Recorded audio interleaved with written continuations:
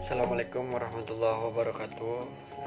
Nama saya Enggi Arif Hanafi dari jurusan Perbandingan Bahasa dan Hukum, Fakultas Syariah dan Hukum. Di sini saya akan menerangkan beberapa materi dari mata kuliah Hukum Tata Negara. Baik, yang pertama itu ada sejarah konstitusi, di mana Yunani ini menjadi daerah pencetus pangkal konstitusi yang meskipun udah muncul sejak lama gitu, walaupun pada masa itu muncul substansi pemikiran atau kesadaran yang secara tidak langsung ada kesadaran konstitusi berlaku. Nah, ini juga ada tokoh-tokoh pencetus konstitusi di masa itu. Yang pertama itu ada Socrates, yang kedua itu ada Plato, yang ketiga ada Aristoteles. Kemudian aliran konstitusi ini dibagi menjadi dua, ada the rule of law, ada Rechtsstaat. Nah, kedudukan atau peran konstitusi ini ada tiga gitu. Yang pertama itu pembatas kekuasaan, yang kedua itu adalah pengatur kekuasaan, yang ketiga adalah penyamaan HAM, di mana konstitusi ini didokumentasikan ada sebanyak sekitar 28, dari mulai Piagam Madinah, Konstitusi AS, Prancis, Spanyol, UUD Belanda, Konstitusi Italia, Swedia, Swiss, Utsmania, Jepang, Rusia, Weimar Jerman, Finlandia, Austria, Cekoslovakia, Hungaria, Yugoslavia, Belgia, Uni Soviet, Turki, Lebanon, Portugal, ada UUD Indonesia 1945, ada Konstitusi Burma, Jerman Barat, Sri Lanka, kemudian juga India. Kemudian untuk selanjutnya ada terbentuknya konstitusi. Konstitusi ini terbentuk dari 3 proses ya. Yang pertama itu Given itu pembentukan konstitusi atas dasar pemberian dari penguasa. Kemudian yang kedua itu On Purpose, kesengajaan membuat konstitusi atas dasar kesadaran masyarakat dan pendiri negara. Yang ketiga itu ada Revolution. Kemudian satu fundamental norm menurut Taussky, yaitu landasan umum dari suatu tatanan hukum undang-undang dasar. Dalam teorinya itu yang pertama adalah norma fundamental, yang kedua aturan dasar negara, yang ketiga formal, yang keempat tentang pelaksanaan dan otonom. Nah, kemudian dalam konstitusi norma dikaitkan dengan ideologi gitu, di mana ada suatu pembatas yang membedakan satu sama lain, di mana ideologi adalah pandangan, cita-cita, nilai, dan keyakinan yang ingin diwujudkan dalam kenyataan hidup yang konkret gitu. Sedangkan norma itu adalah petunjuk tingkah laku yang harus dilakukan dan yang tidak boleh dilakukan dalam kehidupan sehari-hari. Kemudian selanjutnya itu ada konstitusi, ada konstitualisme, dan juga ada negara gitu. Dimana konstitusi ini merupakan kumpulan peraturan dasar sebuah negara gitu, yang mengatur hubungan antara pemimpin dengan warga negaranya, atau bahkan warga negara dengan warga negaranya. Kemudian negara juga merupakan sebuah organisasi kekuasaan yang terdapat komponen yang terdiri dari pemerintah, rakyat, dan pengakuan gitu. Kemudian ada juga konstitualisme, itu merupakan negara yang menganut konstitusi. Nah, konstitusi ini mempunyai kepentingan gitu. Yang pertama, dasar dari berdirinya suatu negara, suatu tujuan dan negara disebut didirikan gitu. Kemudian yang kedua itu acuan baku bagi penyelenggaraan kekuasaan negara. Yang ketiga, konstitusi membuat hak warga negara. Ini juga ada konstitualisme menurut beberapa para ahli ya. Yang pertama itu menurut Ramlan Surbakti, konstitualisme itu penganut pengendalian atas suatu negara gitu. Atau menurut James Bryce, a constitution as a framework of political socialism organized through and by law. Kemudian ada Elidar Saidir dan Sudi Fahmi, itu mengatakan bahwa konstitualisme adalah alat rakyat mengkonsolidasikan politik dan hukum dengan mengatur kehidupan bersama untuk mencapai cita-cita. Untuk kemudian ada konstitusi Madinah dan ketatanegaraan modern, yang mana Saifah Madinah itu ada beberapa sebutan dari para ahli gitu. Yang pertama ada Montgomery Watt, Sebutannya itu ialah The Constitution of Medina. Ada juga dari R.A. Nicholson, sebutannya itu adalah Charter. Sebutan dari Anthony Nothing itu adalah Agreement. Kemudian yang keempat, sebutan dari Ahmad Sukarja, yaitu adalah semakna dengan Charter dan Piagam. Kemudian untuk Jesuyuti Pulungan, sebutan dari Piagam Medina itu adalah Konstitusi.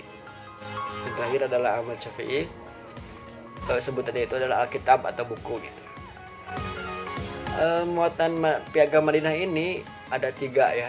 Yang pertama ada kesepakatan. Kesepakatan ini adalah untuk menjalin keseragaman gitu. Dalam situasi kemajemukan diharuskan adanya musyawarah mufakat, yang mana dalamnya berkaitan dengan hak dan kewajiban. Kemudian yang kedua adalah persamaan. Nah, berkesinambungan setelah kesepakatan antara kaum muslimin dengan non-muslim gitu. Misalnya peranan konstitusi tentang HAM. Yang ketiga adalah keadilan, sikap dan kebijakan yang tidak menguntungkan salah satu pihak dan tidak membeda-bedakan atau diskriminatif. Tapi masih banyak perdebatan apakah Piagam Madinah itu merupakan sebuah konstitusi atau bukan. Ada golongannya, ada 2 golongan ya. Yang pertama itu golongan yang menerima.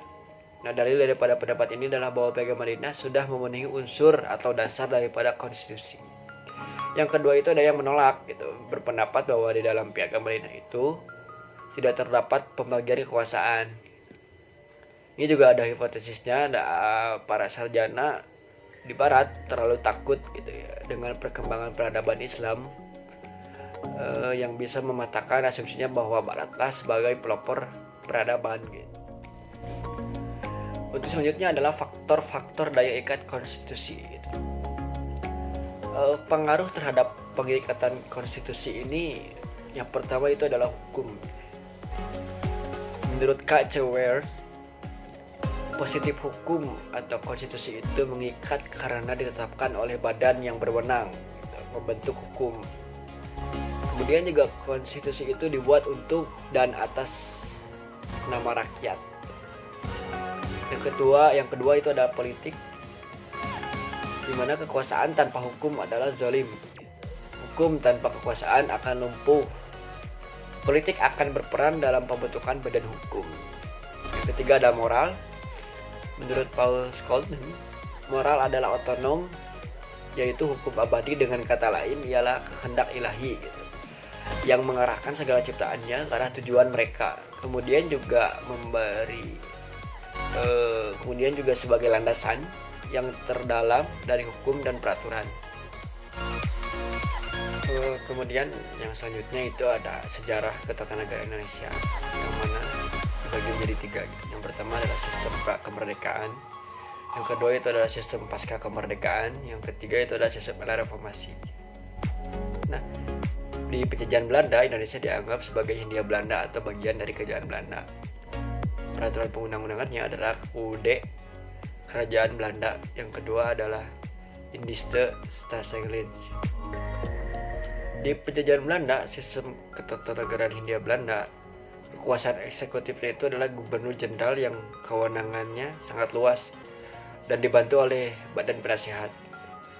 Kemudian untuk kekuasaan kehakimannya ada pada mahkamah kehakiman gitu. Dan juga kekuasaan keuangan dilakukan oleh Agreement Kemer gitu. Kemudian ada pendudukan Jepang. Jepang tidak dibenarkan untuk mengubah susunan ketatanegaraan atau hukum Hindia Belanda. Jadi yang pertama atau yang kedua, Jepang hanya meneruskan kekuasaan pemerintahan Belanda. Jadi tidak boleh mengubahnya. Kekuasaan tertinggi ada pada bala tentara Jepang, bukan pemerintahan Belanda gitu. Ini juga ada sebab Jepang tidak merubah sistem ketatanegaraan Indonesia, adalah usia kependudukan Jepang di Indonesia relatif singkat. Yang kedua ada aturan yang tidak boleh dilanggar oleh Jepang. Jepang juga membagi 3 wilayah besar Indonesia gitu. Pulau Sumatera, Jawa, dan daerah lainnya gitu, selebihnya gitu. Kemudian untuk sistem pasca kemerdekaan itu pasca pemberlakuan UUD 1945 gitu. Soekarno, Hatta. Tiga unsur proklamasinya adalah kedaulatan penuh dalam mengatur atau menata sistem ketatanegaraan sendiri gitu. Yang kedua itu pemindahan kekuasaan dilaksanakan dalam waktu singkat gitu. Kemudian yang ketiga juga pemberitahuan kepada seluruh rakyat dan internasional. Nah, proklamasi ini sistem pertama dari tata hukum Indonesia gitu. Yang pertama menetapkan UUD NRI gitu.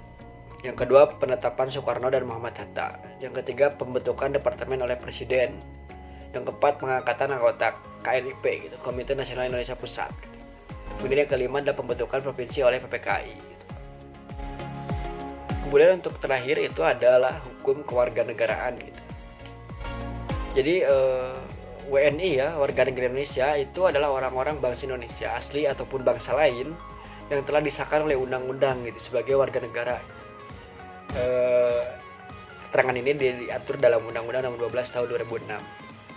Kemudian ada juga diaspora. Diaspora adalah imigran dan keturunannya yang tinggal di luar negeri yang bukan tempat kelahiran dan bukan warga nenek moyangnya, baik secara permanen maupun sementara, tapi masih termasuk warga negara Indonesia.